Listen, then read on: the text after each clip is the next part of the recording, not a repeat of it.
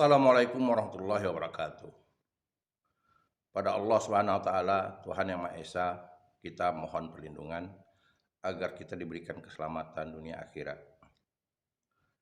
Selawat dan salam kita aturkan kepada Nabi besar Muhammad sallallahu alaihi wasallam. Allahumma sholli ala Muhammad wa ala ali Muhammad. Assalamualaikum ya Rasulullah. Para siswa yang lagi mempelajari karya susastra, para guru yang bertugas menyampaikan karya susastra, baik ilmu sastra maupun kritik sastra, maupun para mahasiswa yang lagi menggeluti dan mengambil mata kuliah susastra yang saya hormati. Saudara-saudara sekalian, sastra berfungsi sebagai dokumentasi dalam kehidupan. Dan sastra juga mencermati kehidupan manusia itu dengan cara memberikan masukan-masukan atau perbaikan-perbaikan yang menyurus kepada memberikan saran.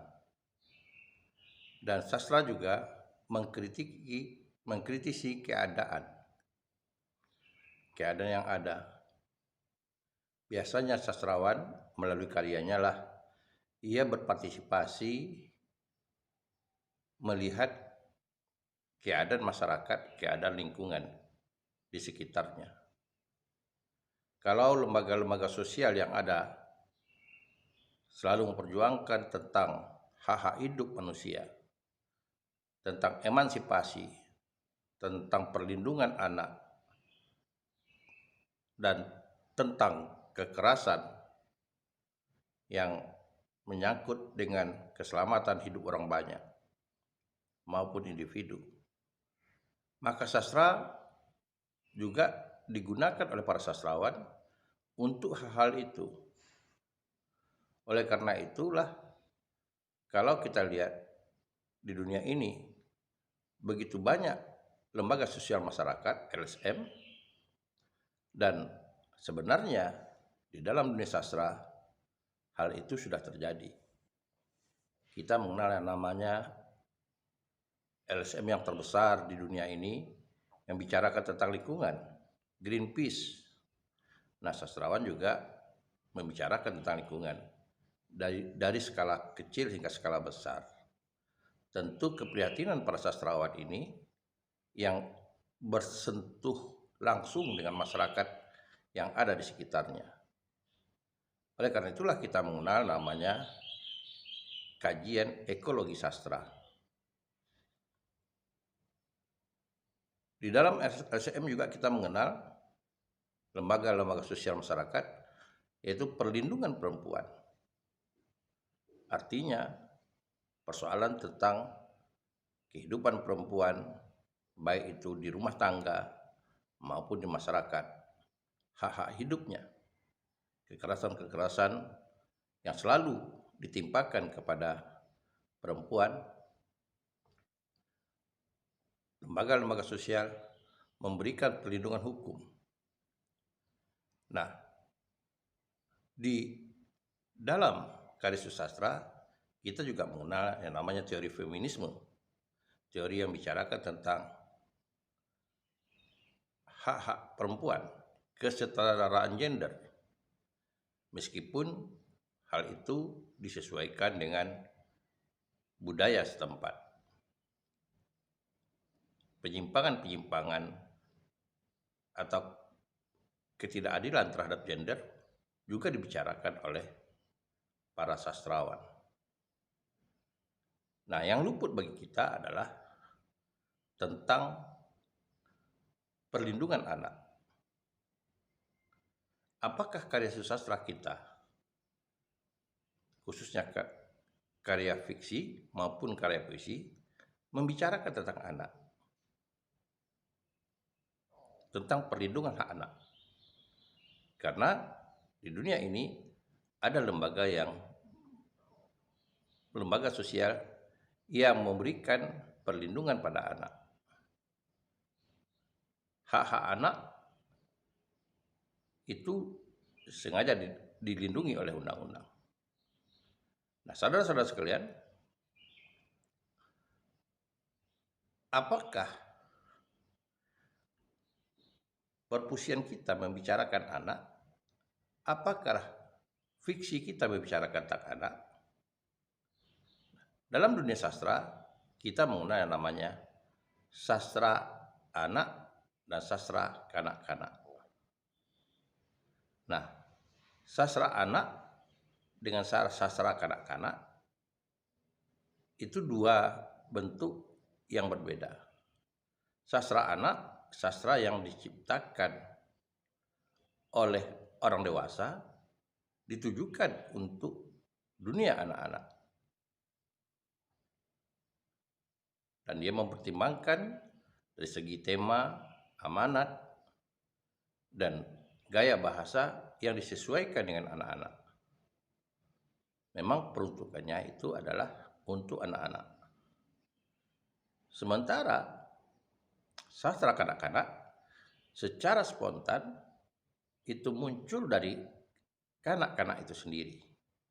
Mungkin dari proses bermainnya, yang secara tidak langsung kita dapat mengetahui bahwa ia sudah menciptakan bentuk-bentuk sastra. Banyak sekali dolanan anak-anak yang tersebar di dalam masyarakat kita yang nuansa estetikanya itu muncul, bahkan cikal bakal budaya itu dapat kita katakan salah satunya adalah dari dunia kanak-kanak. Kebiasaan kanak-kanak yang membentuk karakter sesuai dengan kondisi yang ada. Oleh karena itulah kita perlu memfokus mengkritisi tentang dunia anak dan dunia kanak-kanak. Saudara-saudara yang saya hormati, memang dalam sastra anak dan sastra kanak-kanak perkembangannya sangat memprihatinkan. Tidak banyak karya yang kita jumpai pada saat ini sastra yang ditujukan kepada anak atau sastra anak, apalagi yang dikatakan sastra kanak-kanak. Karena kondisi ini sudah beralih. Yang pertama sekali, mungkin saja persoalan orang dewasa yang bisa mengambil perhatian para sastrawan jauh lebih banyak dan tidak tercover oleh para sastrawan. Dan yang kedua, bisa jadi karena dunia kanak-kanak sekarang ini sudah lari atau sudah tercerabut dari akar rumputnya. Anak-anak sekarang, dunia kanak-kanak sekarang ini cenderung kepada dunia individu karena kesibukan mereka menggunakan teknologi. Namun demikian, kita tidak bisa pesimis. Kita bisa belajar dari hal-hal yang lama, hal-hal yang sudah ada dalam masyarakat, sastra anak dan sastra kanak-kanak. Nah, oleh karena itulah perlu kita perhatikan, perlu kita cermati kekayaan-kekayaan yang ada, baik dalam bentuk sastra lisan maupun sastra tulisan. Seperti halnya pada pantun, kita mengenal namanya pantun anak dan pantun kanak-kanak. Dan itu sudah terekam, tapi di dalam masyarakat kita, apa yang dikatakan pantun anak dan pantun kanak-kanak. Begitu juga dalam dunia sastra lisan berbentuk fiksi. Kita tahu bahwa 7 ajar dan 4 larang, salah satu di antaranya sarananya adalah karya fiksi. Kita mengenal yang namanya legenda dan fabel yang tumbuh di dalam masyarakat. Nah, bentuk-bentuk ini sebetulnya mensosialisasikannya sekarang itu kurang, karena ketidakpedulian kita terhadap dunia anak dan dunia kanak-kanak. Padahal sebetulnya seperti kita ceritakan tentang Sampuraga, tentang Balin Kundang, itu dunia cerita tentang anak yang ditujukan untuk pendidikan moral agar tidak melawan orang tua. Dan begitu juga cerita lain seperti cerita Timun Emas, Lutung Kasarung, dan itu semuanya hidup di tengah-tengah masyarakat karena memang masyarakat pada waktu itu tidak punya alternatif lain. Kebersamaan itu tercipta pada kalangan anak-anak. Namun sekarang di kalangan anak-anak ini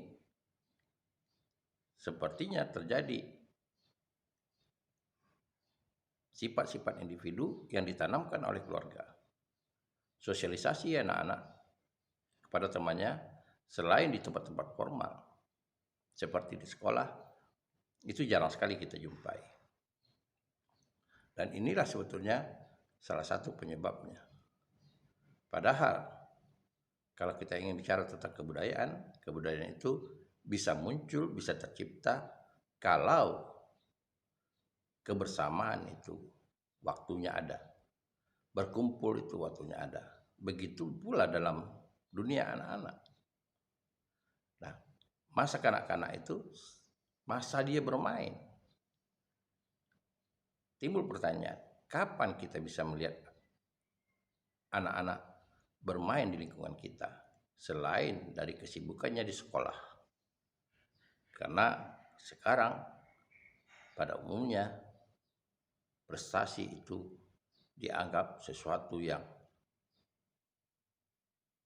menjadi fokus bagi para orang tua. Sehingga kebanyakan orang tua membuat atau memasukkan anak-anaknya ke sekolah-sekolah yang bernuansa plus. Anak-anak belajar dari pagi hingga sore di sekolah.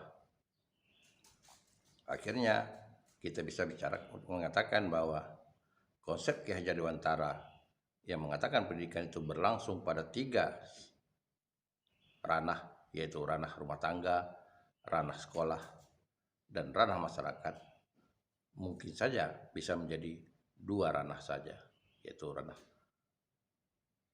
rumah tangga dan ranah sekolah.